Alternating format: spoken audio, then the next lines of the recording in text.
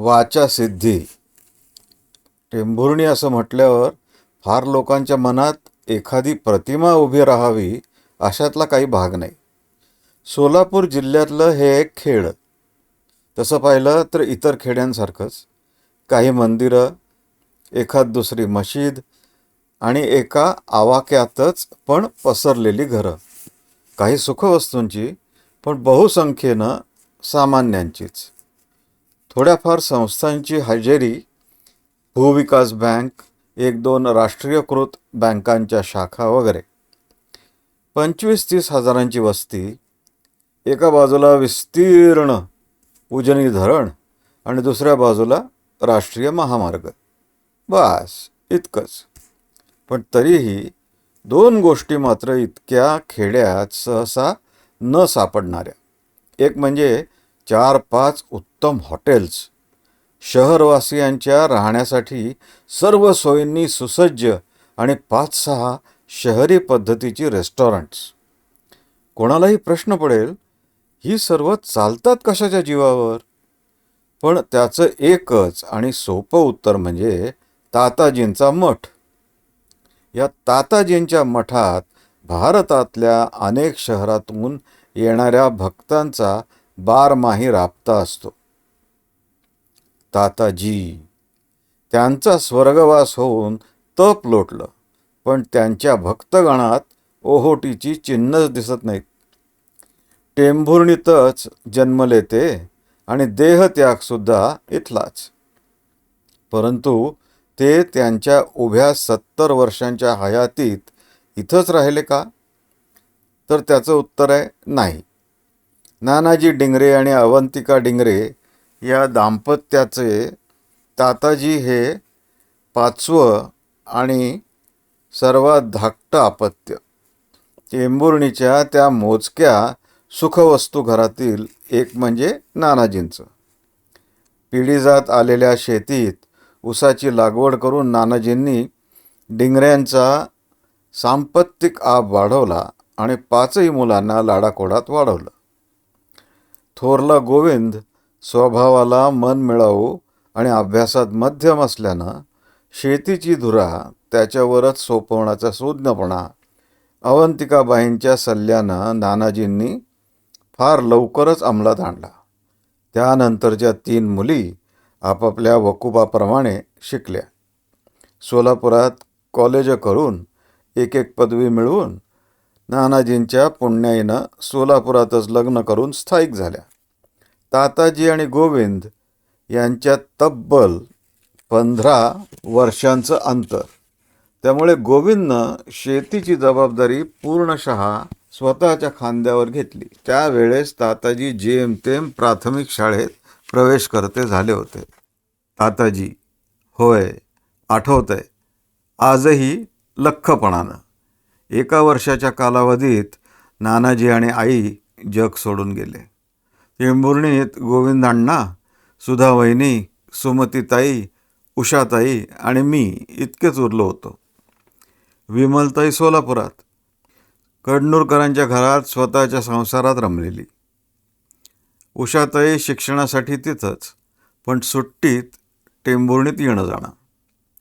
नानाजींनी सुमतीताईचं लग्न सोलापुरातच ठरवलेलं आणि लवकरच होऊ घातलेलं. त्यामुळे तिचाही टेंभुर्णीतला पाय तसा अस्थिरच. म्हणजे राहता राहिलो आम्हीच 3, गोविंदांना, सुधावहिनी आणि मी. नानाजी आई इतके नाही, पण अण्णा वहिनीनं माझे लाड तसे कमी नाही केले. पण कुठेतरी त्या आडनेड्या वयातही मन लागत नव्हतं टेंभुर्णीत. आणि त्यातून त्या दिवशी शेजारच्या रुक्मा काकू म्हणाल्या, ताताजी आता वा थोडे मोठे, काका होणार म्हणे तुम्ही. त्याचा अर्थ उमगला माझ्या बालबुद्धीला आणि जणू अपमानित आणि निराधार वाटू लागलं. घरातलं माझं स्थानच जसं काही डळमळीत झालं होतं. आणि बाहेर पडलो तिरीमिरीत. कुठं जाणार होतो त्या 9 वर्षाच्या वयात? पण गेलो खरा. सरळ सोलापूरची ST पकडली. खिशात दमडी नाही. कंडक्टरला तरीही समजावून सांगू शकलो की त्यानं मला विना तिकीट सोलापूरला नेऊन सोडावं. त्यानं सोडलं आणि मला आयुष्यात पहिल्यांदा शोध लागला माझ्या वाणी कौशल्याचा. त्याच विश्वासानं कडनूरकरांच्या घरी पोचलो. त्यानंतरचा इतिहास विस्तृत आहे.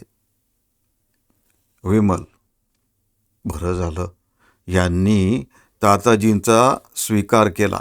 एवढंसं ते पोर, पण वागण्या बोलण्यात चलाख आणि चतुर. हेच कारण असेल का त्या तात्काळ स्वीकाराचं? का ह्यांचा मृदू स्वभाव? किती सुरेख समजावून सांगितलं यांनी गोविंद अण्णाला. कडनूरकरांचं एवढं मोठं खटलं, त्यात या एकाची भर काय भार टाकणार? आणि येईलच की मधून तो टेंभुर्णीत. सुट्ट्या काय कमी असतात शाळेला? शिवाय यंदा सुमतीचं लग्न होऊन ती सुद्धा येणारच ना सोलापुरात.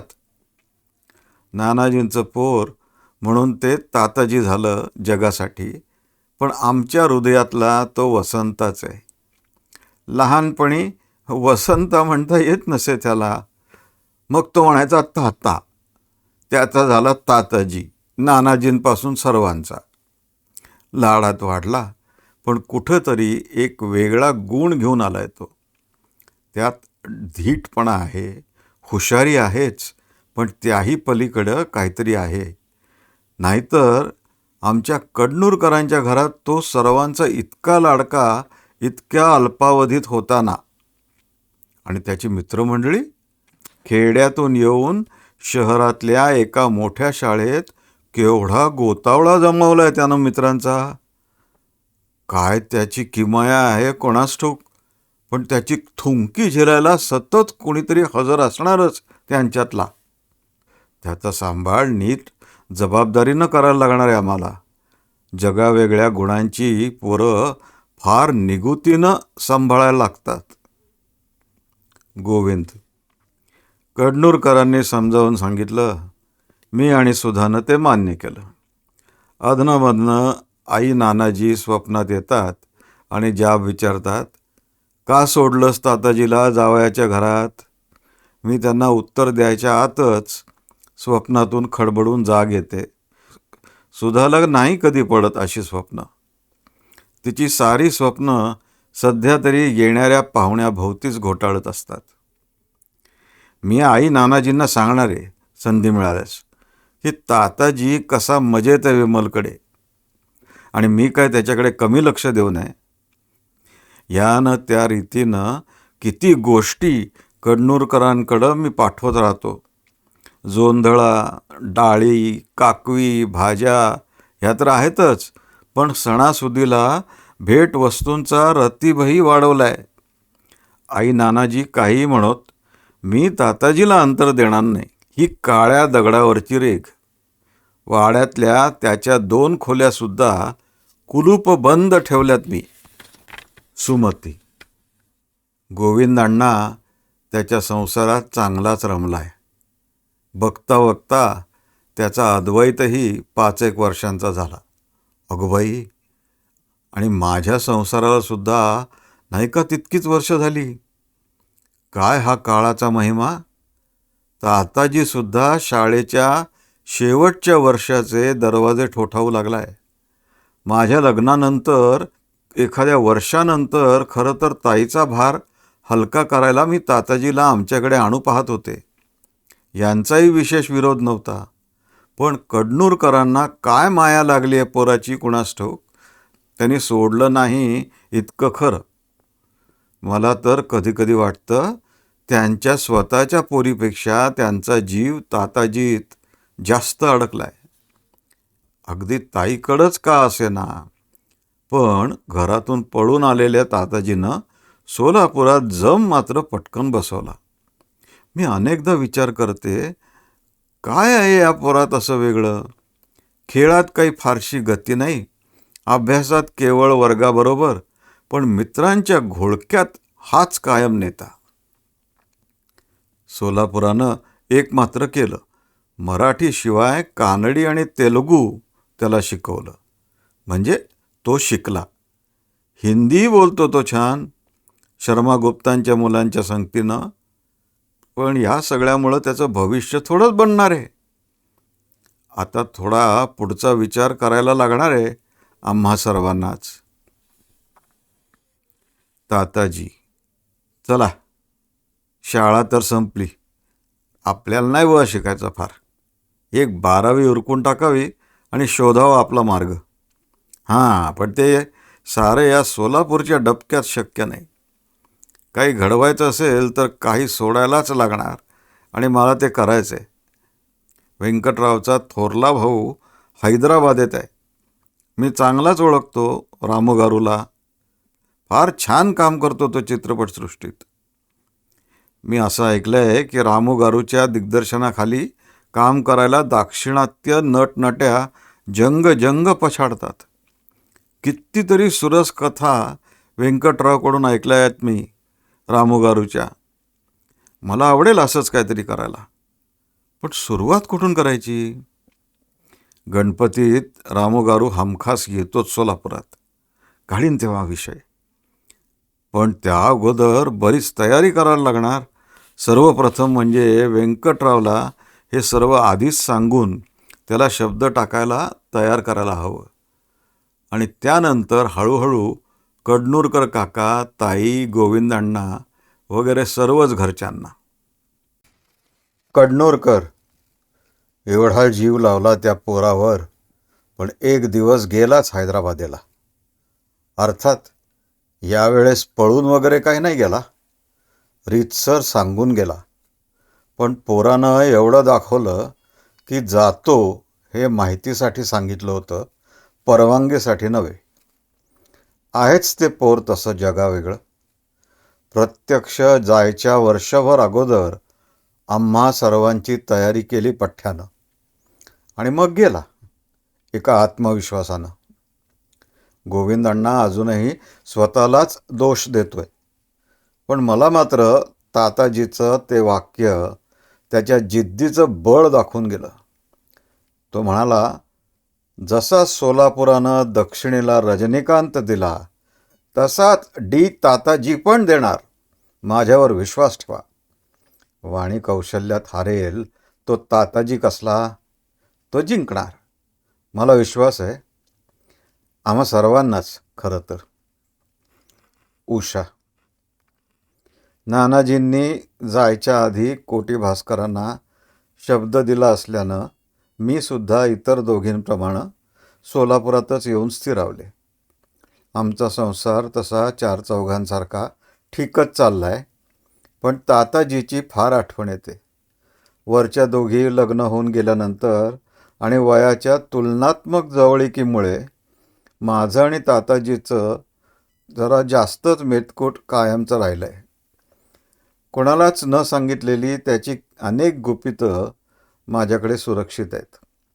त्यामुळंच मला त्याची काळजीही जास्त वाटते आणि तितकाच विश्वासही की ज्या खडतर रस्त्यावरून तो चालला आहे त्यातून तो शेवटी मार्ग काढेलच. आणि रामूच्या शब्दावर हा तिथं गेला खरा, पण उमेदवारी फारच कष्टप्रद झाली त्याची. लाडाकोडात वाढलेल्या या पोराला सेटवरच्या सामानाची करायची हमाली, कप भशा धुणं, रामूच्या बॅगा उचलणं, नटनट्यांच्या नखऱ्यापायी बोलणी खाणं, अशा अनेक अपमानांना सतत तोंड द्यावं लागलं. परत हे सर्व घरच्यांना कळू देणार नाही असा मी त्याला शब्द दिलेला. त्यामुळे तिथं त्याची घुसमट आणि इथं माझी असं चालू होतं. पण त्या दलदलीतही त्यानं सवंगडी शोधलेच. त्यातलाच एक रामूच्या जाचाला कंटाळून दुसऱ्या दिग्दर्शकाकडे गेला, तो ताताजीला सोबत घेऊनच. आता पोटापुरते पैसे आणि नव्या दिग्दर्शकाच्या हाताखाली किरकोळ का होईना पण मान राखणारं काम मिळालं आहे ताताजीला. मला फोन करतो तेव्हा नेहमीच्याच उदंड उत्साहात म्हणतो, उषाताई, डी ताताजीची उमेदवारी लवकरच संपणार. यान उड्डाणाच्या तयारीत आहे. रोखून धरा तुमचे श्वास. श्वास खरंच रोखलाय. ताताजी, हा रंगाराव म्हणजे अजबच रसायन आहे बुवा. रामूगारूच्याच प्रतिभेचा हा दिग्दर्शक आणि त्याच्यापुढे मी म्हणजे किस झाड की पत्ती. पण वागवलं यानं मला मानानं, अगदी सुरुवातीपासूनच. मग मी तरी का कामात कसूर करू? चित्रपट निर्मितीमधल्या अनेक तांत्रिक बाबी आणि खाचाखोचा रंगासरांकडून शिकलो मी गेल्या 4-5 वर्षात. आणि आता म्हणतायत मला की माझ्या पुढच्या प्रोजेक्टमध्ये तूच माझा असिस्टंट डिरेक्टर असणार. मी त्यामुळे हवेत आहे. पण याच काळात मला जमिनीवर ठेवणाऱ्या काही घटनाही घडल्या. त्या थोड्या थोडक्या नव्हत्या. धारिणी माझ्या जीवनात आली काय आणि एक दिवशी अचानक निघून गेली काय. आत्ता कुठे स्थैर्याच्या खुणा दिसू लागल्या होत्या आणि हे घडलं. जाताना एवढं मात्र म्हणाली, तू फार काळ या इंडस्ट्रीत राहणार नाहीस. तू काय भविष्यवेत्ती आहेस का? मी रागावून विचारलं. तर म्हणाली, तसं समज, किंवा असं समज की तुझ्या डोळ्यात मला तुझं भविष्य दिसतंय आणि त्या चित्रात मी कुठंच नाही आहे. निघते. काळजी घे.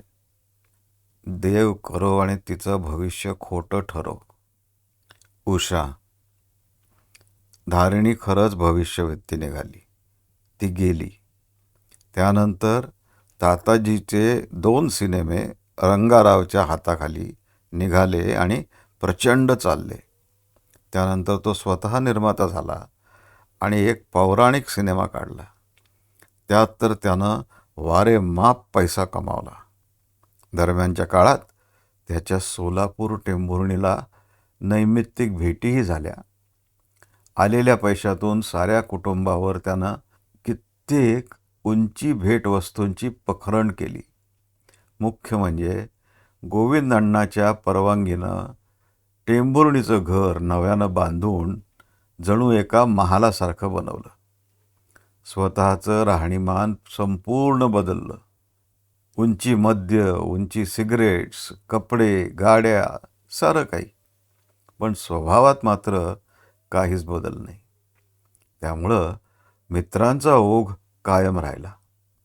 त्यानंतर बनविलेला दुसरा चित्रपट मात्र इतका सपशेल पडला की त्या क्षणी धारिणीची वाणी खरी ठरली. ताताजीनं चित्रपट संन्यास घेतला. विमल. विमल. त्यानं पैसा कमावला खरा, तसं नावही कमावलंच. पण भिंगरी त्याच्या पायाला आहे का बुद्धीला हेच समजेन असं झालंय. चित्रपट संन्यास घेऊन तो पुढं काय करणार असा प्रश्न, खरं तर चिंता आम्हा सर्वांना भेडसावत असतानाच बातमी आली वामसी कृष्णाच्या संस्थानातून. हा वामसी कृष्णा म्हणजे तिकडचं बडं प्रस्थ. प्रचंड जमिनी, अनेक उद्योगांचं जाळं, सरकार दरबारी वजन. मग सरकार कोणाचीही का असेनात. त्यानं म्हणे स्वतःच्या मालकीचा एक ज्युबिली हिलवरचा बंगला ताताजीला राहायला दिलाय. दिमतीला नोकरा-चाकरांचा ताफा आणि गाड्याही आहेत म्हणे. ही काय जादू झाली आहे याची आम्हाला तरी कल्पना नाही. म्हणजे उशेला कदाचित असेल म्हणा, पण ती नाही काही विशेष बोलायची. आता ताताजीच सांगेल अशी आशा बाळगायची. पण ते काही असो, हे जसं नेहमी म्हणतात तसंच आहे. तो जगावेगळा आहे. ताताजी. जग भले त्यांना वामसी कृष्णा म्हणत, माझे मात्र ते कृष्णादादाच आहेत. काय असेल माझं पूर्वसंचित की त्यांनी मला असा मान दिला. वाच्या सिद्धी म्हणे. मी ना तेव्हाही काही असा दावा केला होता, ना आजही करतोय. अर्थात सुरुवातीला मी प्रतिवाद करायचा प्रयत्न करून बघितला, पण ते कुठे बघतायत. मला अजूनही ती अपघातांचीच मालिका आठवते. रंगासरांच्या पार्टीत प्रथम भेटले कृष्णादादा. मी माझ्या नुकत्याच पडलेल्या सिनेमाच्या आणि भविष्याच्या विवंचनेत होतो. मानसिकता साहजिकच नकारात्मकच होती. तरीही कृष्णादादा पहिल्याच भेटीत आवडले. आम्ही मद्याचे प्याले घेऊन थेट बाल्कनीत गेलो आणि गप्पा सुरू झाल्या. का कुणास ठाऊक, पण बोलण्याच्या ओघात ते म्हणाले, उद्या बंगलोरला चाललो आहे पहाटेच्या विमानानं. एक मोठं डेलिगेशन येतं आहे अमेरिकेतून. एकटेच? मी म्हणालो, नाही, अजून 2 लोक आहेत माझ्या ऑफिसची, CEO आणि स्ट्रॅटेजी चीफ. मग करतील ना ते दोघं ती मीटिंग. तुम्ही कुठे कुठं जाणार प्रत्येक वेळी? मी अक्षरशः अनाहूतपणं म्हणालो. विषय तिथंच संपल्यासारखा वाटला, पण तीच खरी सुरुवात होती. त्या रात्री पार्टी बरीच रंगली आणि उशिरापर्यंत चालली. दुसऱ्या दिवशी दुपारी 2 वाजता माझा फोन वाजला. ताताजी, लगेच निघा आणि माझ्या घरी पोहोचा, कृष्णादादा फोनवर म्हणाले. मी लगेच निघालो. कृष्णादादांच्या घरी ऑफिसच्या लोकांचा एक घोळका होता. मला आलेला पाहिल्याबरोबर कृष्णादादा मला सरळ त्यांच्या सर्वात वरच्या मजल्यावरच्या खाजगी कार्यालयात घेऊन गेले. आम्ही स्थानापन्न होताच बाहेर उभ्या असलेल्या सहाय्यकाला हुकूम केला, कोणाला आत पाठवू नकोस. मला काहीच कळेना काय चाललंय ते. मग लगेच उलगडा झाला.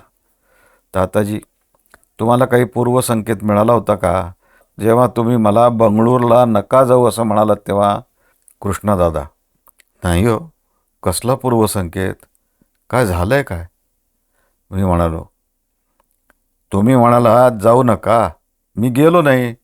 कदाचित जागरणाच्या थकव्यानंही असेल, पण त्यानंतर अघटित घडलं हो. ठरल्याप्रमाणे ड्रायव्हर पहाटे आला. मी त्याला सांगितलं, CEO आणि त्यांच्या सहकार्याला घेऊन जा, मी येत नाही, त्यांना फोन करून कळवितो. त्याप्रमाणे तो गेला. त्यांना गाडीत घेतलं आणि एअरपोर्टच्या रस्त्यावर एका ट्रकनं एवढी जोराची धडक दिली की त्यात CEO गेले हो, आणि ड्रायव्हर व दुसरे ऑफिसर अत्यवस्थ आहेत. आत्ताच स्मशान आणि हॉस्पिटलात जाऊन आलो आणि तुम्हाला फोन केला. कृष्णदादा, बाप रे, असा माझा उद्गार संपायच्या आतच कृष्णदादा म्हणाले, गाडीच्या मागच्या सीटवरच्या माझ्या नेहमीच्या जागी CEO बसले होते. म्हणजे आज काळ आला होता माझा, पण केवळ तुमच्यामुळे चुकला. आणि ते हमसून हमसून रडू लागले. मी निशब्द. तब्बल 1.25 तासानंतर आम्ही खाली गेलो आणि मी घरी परतलो. दुसऱ्या दिवशी पुन्हा कृष्णादादांचा फोन. मग त्यानंतर रोजच. काहीही न बोलता त्यांनी मला परिवाराचा एक भाग बनवलं. चित्रपट सोडल्यामुळं मी सुद्धा बेकारच होतो, जरी कफल्लक नसलो तरी. एक दिवस कृष्णदादा म्हणाले, नरेशचं शिक्षण पूर्ण झालंय. भारतातलं ना? मी विचारलं.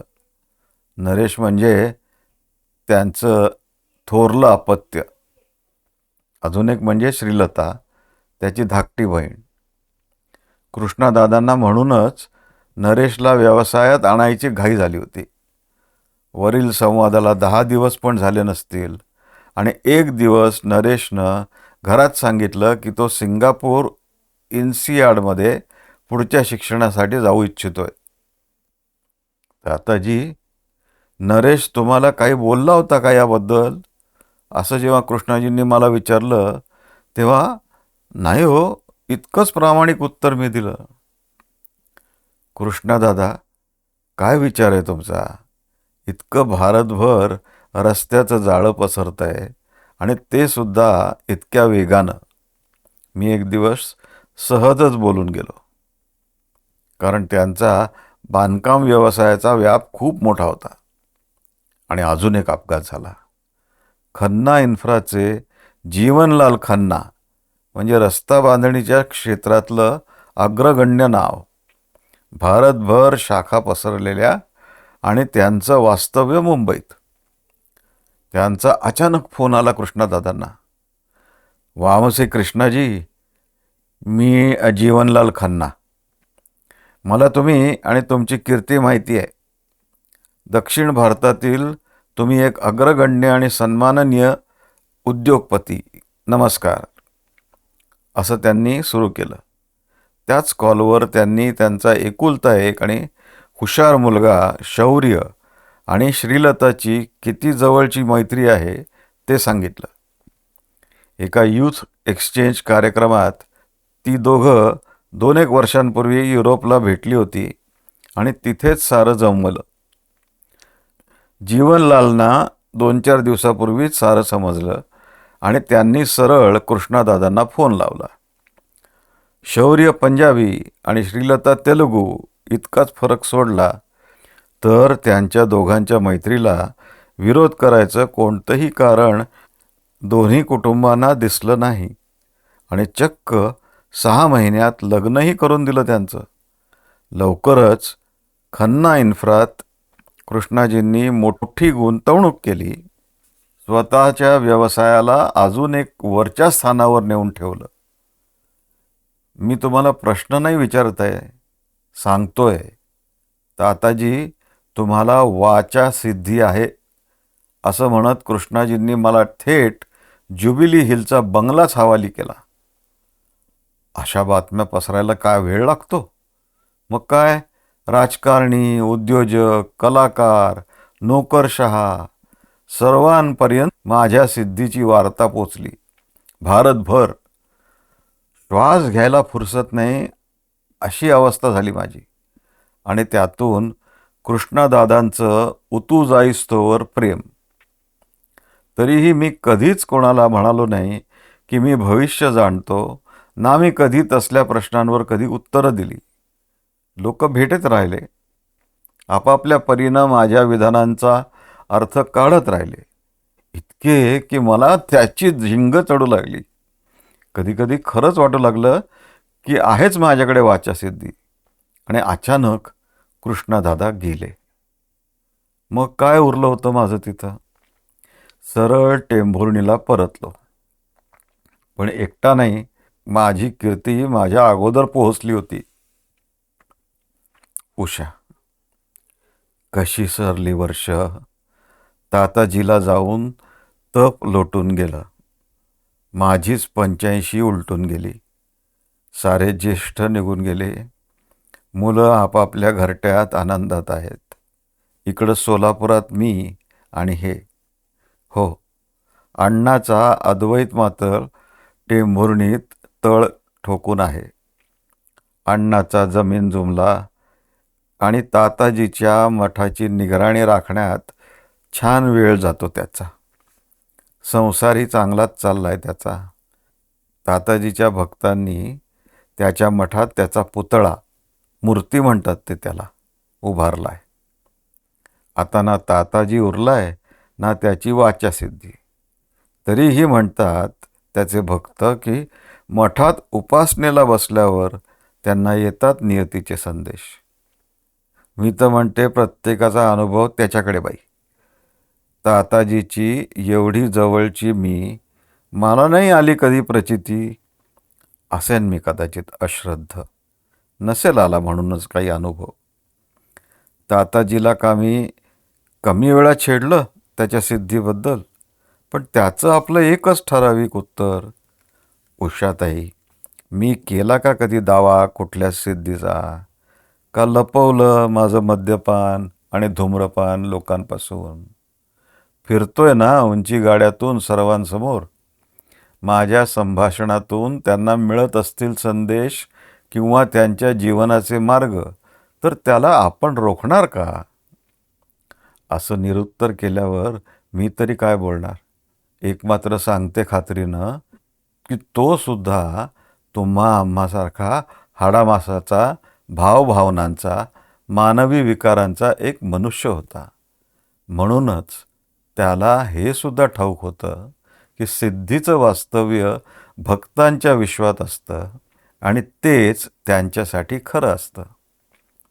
ताताजीनं प्रतिवाद म्हणूनच केले नाहीत. ताताजीनं कैफाचे चढ उतार म्हणूनच अनुभवले. तो माणसासारखा जगला. भक्तांनी त्याचा देव केला.